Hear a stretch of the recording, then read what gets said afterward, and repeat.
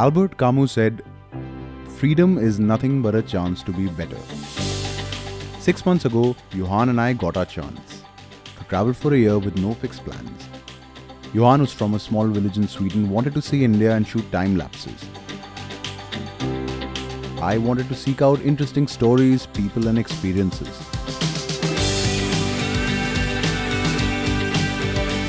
Unshackled from a desk and a 9-to-5 job, free from our cell phones and life in the city, we've spent this year going wherever our hearts desired, crossing out things on our bucket list, and had a whale of a time doing it. In the ways that matter, and perhaps for the first time in our lives, we've been completely and utterly free.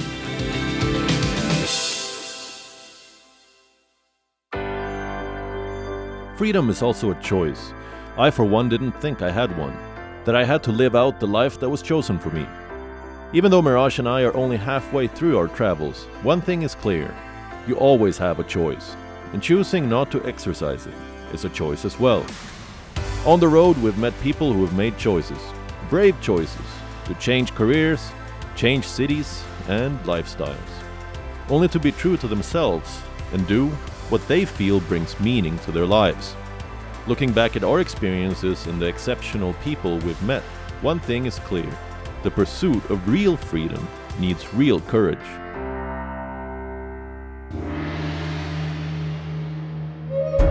When they tell children in school that you can be whatever you want to be when you grow up, they're usually not talking about something quite as dramatic as what Kanishka Sharma, an MBA and a corporate job, wanted to be.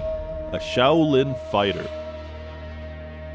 We found him at his dojo in Pangot, not far from Nainital. Hi Kanishka. Hi. How are you? I'm doing good. I'm Miraj. You obviously. Nice to meet you, finally. Master of 7 different martial arts. Shifu Kanishka. What is Shifu? Yeah, Shifu means master. Master? Yeah.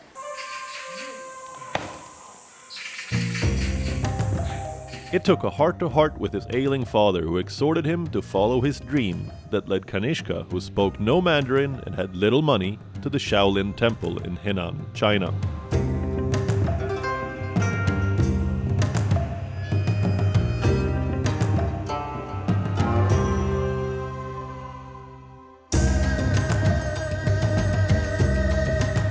Today, not only is Kanishka a Shifu, which means Shaolin Master, he teaches a smorgasbord of martial arts to paramilitary forces and amateurs alike.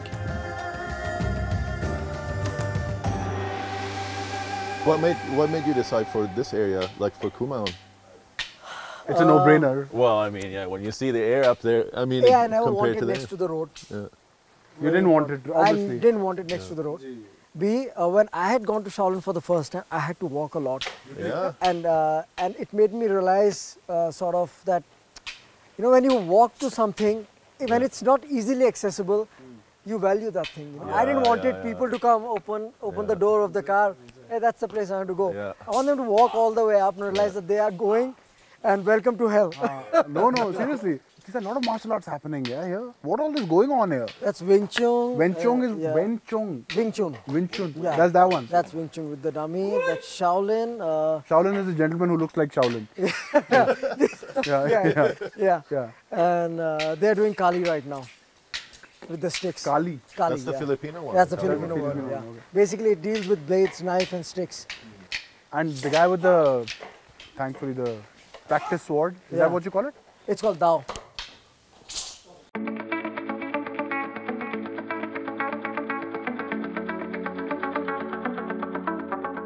Not far from Pangot, Naukuchiatal in Uttarakhand is home to Karn Kowshik, a professional mountaineer.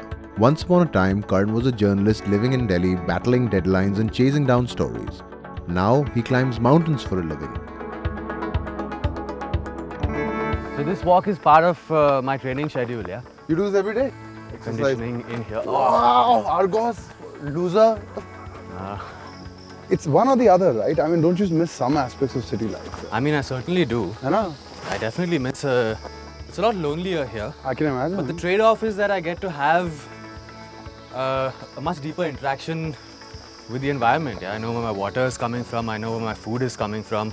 I guess, I mean, now you got to be really worried about where your food is coming from. I can just picture him having his eureka moment. He was probably on top of a mountain just like this when it struck him. Hey, I could do this for a living. Even Karn's gorgeous German Shepherd, Argos, is a trained search and rescue dog. So anyway, what's the next expedition you're off on, or which is the last one that you did? The last expedition I did was in the Barashigiri Glacier. Yeah. Where is that? Yeah? The Barashigiri Glacier is on the border of Lahaul and Spiti. It's Achha. between Lahaul, Kullu Valley and Spiti Valley. And I went with a Canadian earth scientist who's Achha. also a climber, Achha. a girl called Taylor. It's my second expedition with her, and this time our focus was we wanted to see the climate change से अपने ग्लेशियरों पे क्या असर पड़ रहा है. Because I've been doing this now for 10 years, which is not a long time. But you must have already seen the difference, right? I see it, man. I see it with my eyes. And now, you know, it's so worrying that we want to find some way to communicate this to the larger public. कुछ coffee वॉफी पिलाओ यार. चलो, I think you've earned it. Yeah. कुछ खाना खिलाओ, कुछ तो करो. खिदमत हमारी करो. Meat masala. मीट मसाला खिलाओ.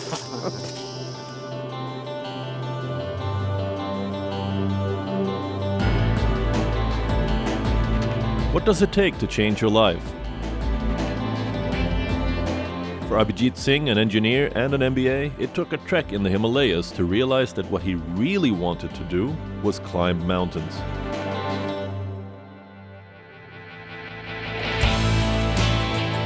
Pushing 30, living in Delhi and spending days in the chair in a corporate job, Abhijeet's physical fitness wasn't exactly cut out for that task. That was another life, in another place. Abhijeet has abandoned the life chosen for him to the one he dreamed of. To say that he's at the peak of physical fitness is a massive understatement.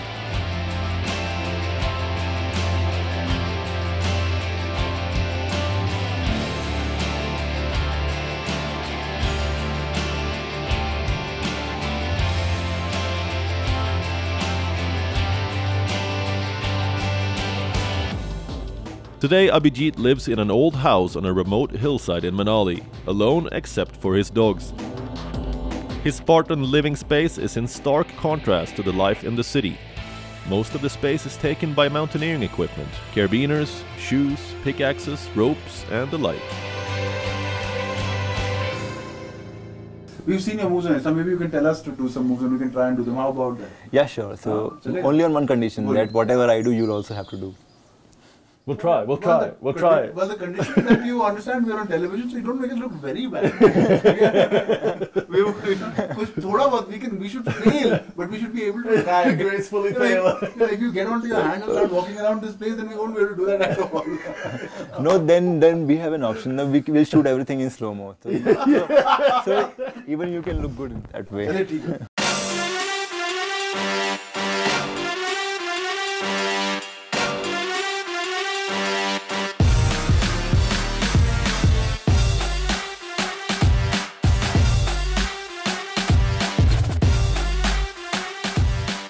So the next one that we are going to try is called figure of 4, and the name is so because of the shape that you make when you are climbing.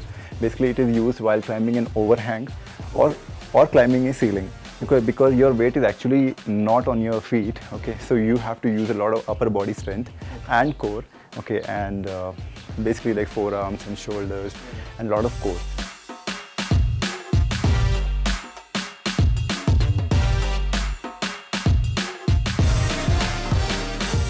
Yeah, lock it on your wrist, and this can be free, or you can lock, yeah. So you release, yeah, nice.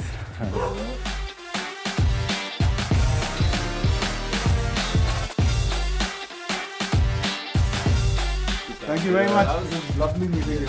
Fantastic, yeah. Thank you so much. Thank you so much.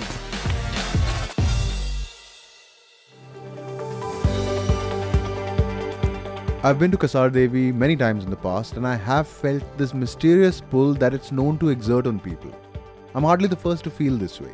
Kasar Devi acquired a reputation from the mid-20th century as a bohemian colony that's attracted writers, artists, and spiritual seekers. Its small size belies its significance in pop culture. Even though it's no longer hippie central, every time I go there, I end up meeting interesting characters who are living life on their own terms and a bit off the grid. Earlene Singh, or Bob Da as everyone calls him, used to have a flourishing apparel business in the United States of America until he decided to give it all up and come back to India on an existential search. When you meet him for the first time, it's easy to assume that Bob Da is high on something. His rapturous laughter certainly has no precedent. But that's a misleading notion. All Bob's high on is life.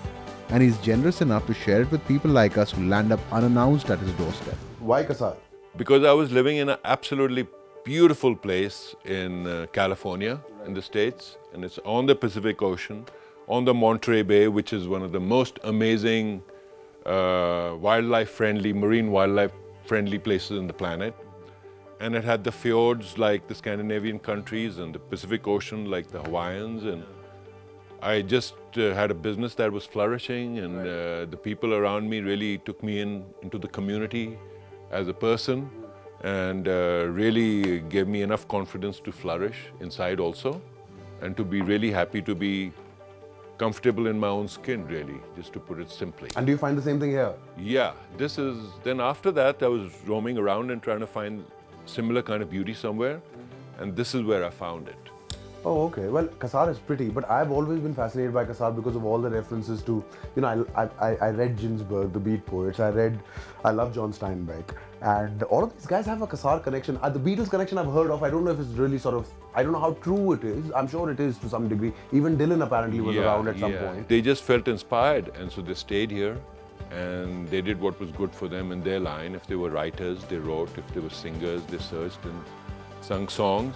And if they were meditative thinkers, then they sat here and meditated. And if, you know, they're enjoyers like me, I'm here enjoying. So there are a few things I have which are an asset to my life, to my lifestyle. But beyond that, I don't really feel like accumulating stuff, you know, to make myself more or less than people around me. It's just fine. Those trousers are an asset, I can tell you that. Yeah. I never seen anything like it. Shikha Tripathi, a travel writer, lives in Binsar, a wildlife reserve just about an hour's drive from Kasar Devi. Shikha moved to Binsar from Mumbai. The contrast could hardly be starker. I can't recount the number of times the thought has struck me. I'll be traveling in some remote place to write about it, and I'll find myself wondering what it would be like to settle down here, get to know a few people, maybe make a life here.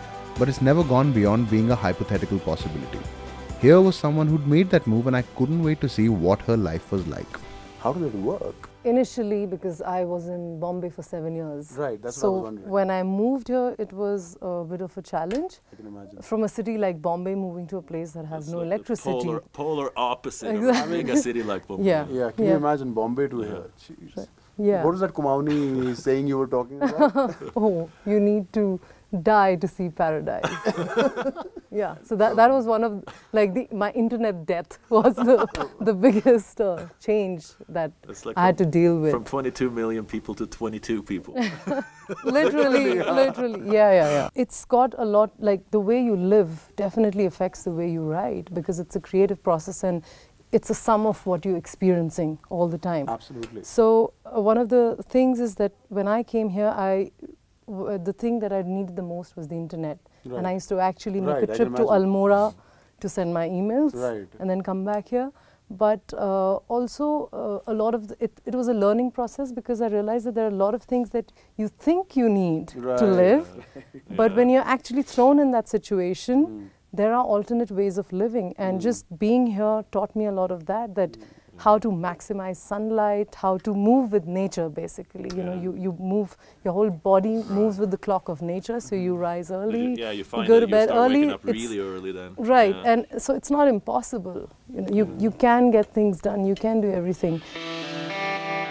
High up in the Himalayas on the northern edge of Uttarakhand lies Munsiari. Malika Virdi and her husband Theo are originally from the plains, but moved to Munsiari as 30-something mountaineers to build a life here. Malika set up Mati Collective, a women's collective that seeks to empower the village ladies, and Himalayan Ark, a company that has equipped village folk here to make a living by allowing visitors like us to experience life in their homes. So this is Mati, and Mati is a women's collective, and essentially we are a support group and a crisis intervention group. Support is basically by helping women farmers to sell their produce, for weavers to sell their woolen goods. So this is across 50 villages in this region. People then bring their stuff in. So this is the woolen stuff, but a lot of women are farmers, and women still don't have, are not recognized as farmers simply because you don't own the land. But we feel that women farm and should also have money coming into their hands. So produce is brought here, we buy it, we grade, sort, clean it, and then market it for them. Gosh, I love that we walk so much in the hills. Well, that's the thing to do in the hills, isn't it? Who are we meeting now? We're going to meet Swati, who has started a social initiative called the Color Caravan. Swati Seth studied design and worked as a commercial artist. She even had a stint in Delhi working on digital content. All the while, she couldn't get rid of the feeling that she needed to dramatically change her milieu and the life she was leading. Eventually, she set up the Color Caravan, an organization that sought to connect artisans and urban markets. Swati moved to Nagar in Himachal Pradesh and now also works with village ladies in the region to produce and sell handicrafts. So toys came in much later. Like I mentioned earlier that we were doing, we were making other stuff, but toys remain our star products, but we do make other stuff also. Are you going to order a few toys? I will. Huh? I will order for my nieces. For your nieces? Such a liar. It's not for his nieces. No, he told me he has to buy it. I've given him. It is for my nieces. Yeah, not for his nieces. He's going to put them in his own house. I know it. It's not hard to find jungle vibes. Mukesh Dhiman's house and workshop in Rishikesh. He's the only didgeridoo maker in Rishikesh, if not in the entire country. I'd heard about Mukesh from a musician in Delhi who was toting around one of Mukesh's creations. And a quick search online brought up lots of information about this popular and singular man who makes didgeridoos, a wind instrument native to indigenous Australians, for a living.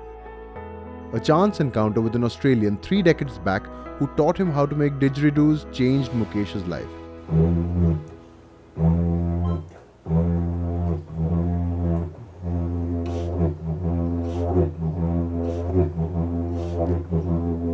It's a big guy, right? It requires a lot of breath.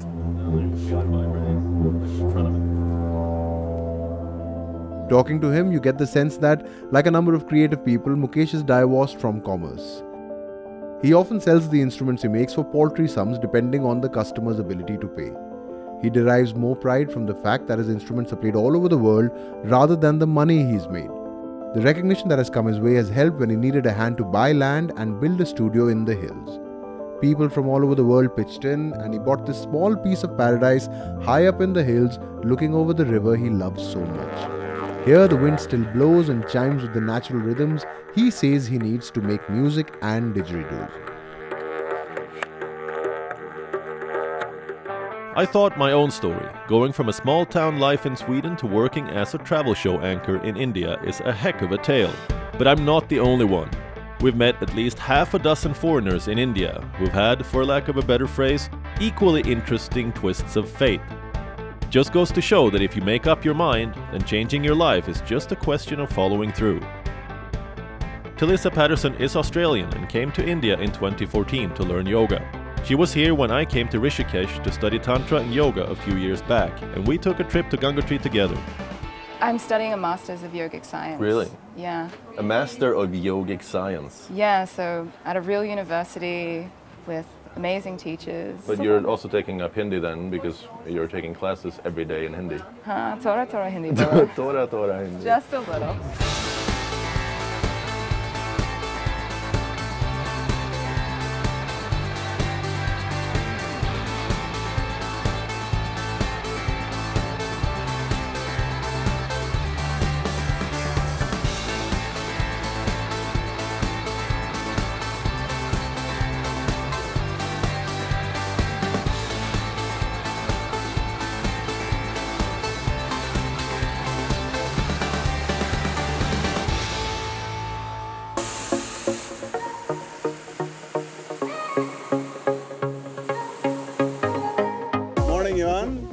How's it going? Yeah, very good. From the hills of Kashmir to the Thar Desert, WION Traveller knows no bounds. In Samod, a small town near Jaipur in Rajasthan, we soar to 2,500 feet as the sun rises from behind the Aravalli Mountains, illuminating rural Rajasthan's landscape. This is not the arid desert I expected. Neat fields dotted with trees, perfectly rolled stacks of hay strewn about, low houses and children running from them to wave at us. For them and for us, these two massive balloons gliding across the sky present a grand spectacle. Flying us is Captain Wout Bakker from the Netherlands. An old hand at flying these magnificent airships, Wout makes a living moving from one place to another, staying as long as the weather and winds are conducive to flying balloons. How long have you been doing this work? Flying 25 years. All over the world, I take it, eh? All over the world. But I think 50 different countries. 50? Quite shows. Yeah. I'm envious of his life. The answer, my friend, if you ask Wout, is definitely blowing in the wind. In Kasardevi in Uttarakhand, I hear stories of an eccentric genius from Italy. Jivan was born Ivan Camerano in Seva, Piemonte, Italy. He is a self-taught painter who has dedicated his life to art.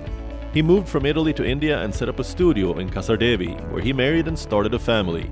His style is inspired by the Italian classical tradition. I live in India and I worship the Indian gods. My wife, she's a Brahman, so she's very conservative somehow. And so I like to respect and worship as well the Indian gods.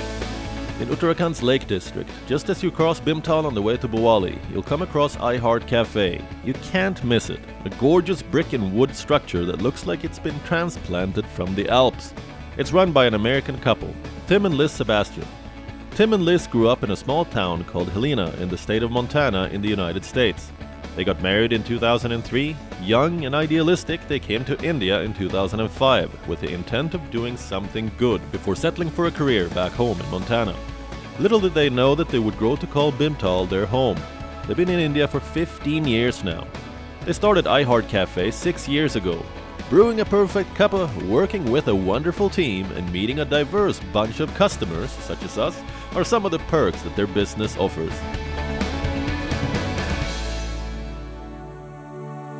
In a perfect world, we would all exercise our independence with responsibility and safeguard others' freedom as well. We would take responsibility for cities that we live in, for the environment. It takes just a few days of traveling in the Himalayas to see how we feel in that endeavor. Tourist havens like Manali, Nainital and Shimla are struggling to handle the deluge of humanity that descends on these hill towns every summer. Shimla ran out of water after we left this year. Nainital had to stop visitors from coming in to avoid the same fate, and Manali's traffic jams were worse than what you get in Delhi. And all these cities are being choked by plastic. The use of single-use plastic is by far the most indifferent habit that we're all guilty of. This stuff isn't going anywhere. It'll lie in the ground, in the rivers, in the ocean for hundreds of years, contaminating our food chain and destroying the environment. Some people aren't waiting around for agencies to act or for someone else to do something. People like Pradeep Sangwan, who we met in Shimla and then again in Manali, are showing the way forward. Pradeep, who's originally from Haryana, saw trash piling up on remote trekking routes and just started going out on his own and collecting it. People saw him and joined in, his efforts snowballed, and now Healing Himalayas conducts drives in different cities multiple times a month. And it's all because one man did not ask what was the right thing to do. He just went out and did it. Plastic pollution में सबसे ज़्यादा जो problem environment को करता है वो single use plastic है। Single use plastic में आपका सबसे जो हार्मफुल है वो है स्ट्रॉ जिससे आप जूस पीते हैं, कोल्ड ड्रिंक पीते हैं, उसको हम कभी यूज़ नहीं करेंगे। आपका डिस्पोजेबल प्लेट्स हैं, चम्मच है, वो कभी यूज़ नहीं करनी चाहिए। तो क्या क्या आता है सिंगल यूज़ प्लास्टिक में?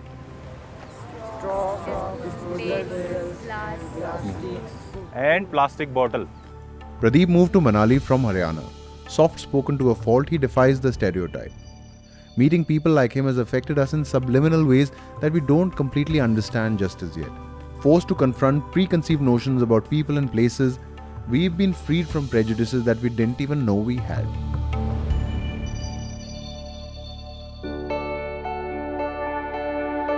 Freedom from the trappings of city life has allowed us to reconnect with nature. That, perhaps, has been the most liberating feeling of all. To connect with nature is to stand in awe in front of all that you do not know. It is to understand and accept your place in the scheme of things. It's the very definition of humility. In One Ghat, an eco-lodge in the Kalagarh Tiger Reserve on the periphery of the Corbett National Park in Uttarakhand, we find paw marks on the riverside and even more evidence that we are trespassing in tiger territory. The big cats need free range so much more than us, to hunt, to find mates, to avoid altercations with others of their kind. To take away free range from the big cats is to take away everything. And today these gorgeous animals find their world growing too small for the allowance of freedom. When you feel like you're back in touch with the things that really matter, then trivial anxieties over the future fade.